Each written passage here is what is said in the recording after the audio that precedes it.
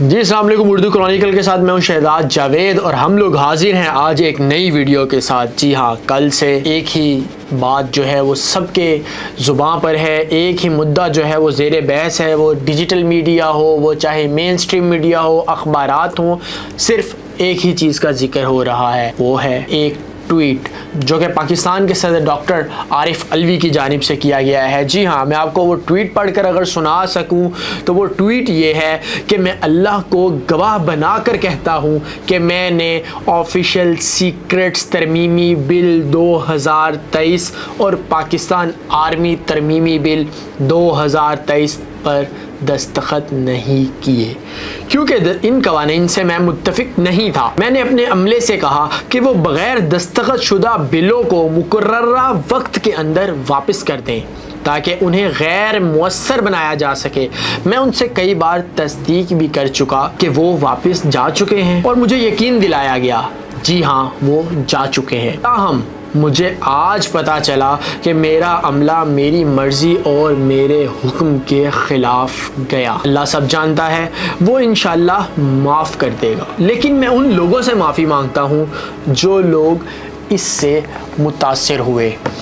اگر ہم صورتحال دیکھیں تو یہ جو ٹویٹ کیا گیا ہے جناب صدر ڈاکٹر عارف علوی کی جانب سے، ایک ریاست کا سربراہ، پاکستان جو مملکت خداداد ہے اس کا سربراہ اس قدر لاچار، اس قدر ایک بے چارگی والی جو ہے وہ سٹیٹمنٹ دیتا ہے کہ میں اللہ کو گواہ بنا کے کہہ رہا ہوں، اس کا مطلب ہے اس کے ہاتھ میں کچھ بھی نہیں ہے۔ جو کچھ ہو رہا ہے ان کی ڈوریں جو ہیں وہ کہیں اور سے جا کر ملتی ہیں۔ اس پر جو ہے وہ اس ٹویٹ کے بعد وہ میڈیا میں جو ہے وہ ایک طوفان برپا ہو گیا۔ ہر انسان یہی کہہ رہا تھا کہ اگر صدر کا جو عملہ ہے وہ اس طرح کی صورتحال کر سکتا ہے تو باقی پاکستان کا تو پھر کیا ہی حال ہوگا۔ اس ٹویٹ کے بعد جو ہے وہ قانون دان وکلا کی طرف سے جو ہے وہ رد عمل آنا شروع ہوا، جس میں جو پاکستان تحریک انصاف کے وکیل ہیں شعیب شاہین صاحب، ان کا کہنا ہے کہ فوجی عدالت سے متعلق سپریم کورٹ میں کیس زیر التوا ہے۔ سٹاف کے ساتھ مل کر جن لوگوں نے یہ بل پاس کرایا ہے وہ مجرم ہیں۔ بل پاس کرانے والے مجرمان کے خلاف کیسز اور ایکشن ہونا چاہیے۔ ایڈوکیٹ انتظار حسین پنجوتھا کا رد عمل تھا کہ صدر نے حقیقت بیان کی ہے اور اپنے آئینی کام میں ہونے والے دھوکے کو دنیا کے سامنے رکھا۔ جناب صدر، آپ نے نہ آئین توڑا، نہ اختیارات کا ناجائز استعمال کیا اور نہ ہی اختیارات سے تجاوز کیا۔ اب جو سویلین افسرز ملوث ہیں ان کے خلاف سول سروس ایکٹ کے مطابق اور جو فوجی افسران ملوث ہیں ان کے خلاف ملٹری قانون کے تحت ایکشن ہونا چاہیے۔ ریاست کے سب سے بڑے عہدے اور آئینی ادارے کو ایسا مسخر بنایا جانا پوری قوم کے لیے پشیمانی کا باعث ہے۔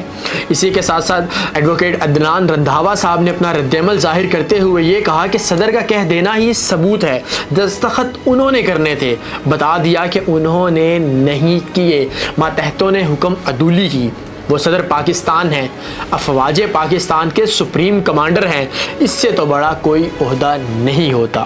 جی ہاں، ابھی تک کا یہ تمام جو بھی صورتحال ہے وہ ہم نے آپ کے سامنے رکھی۔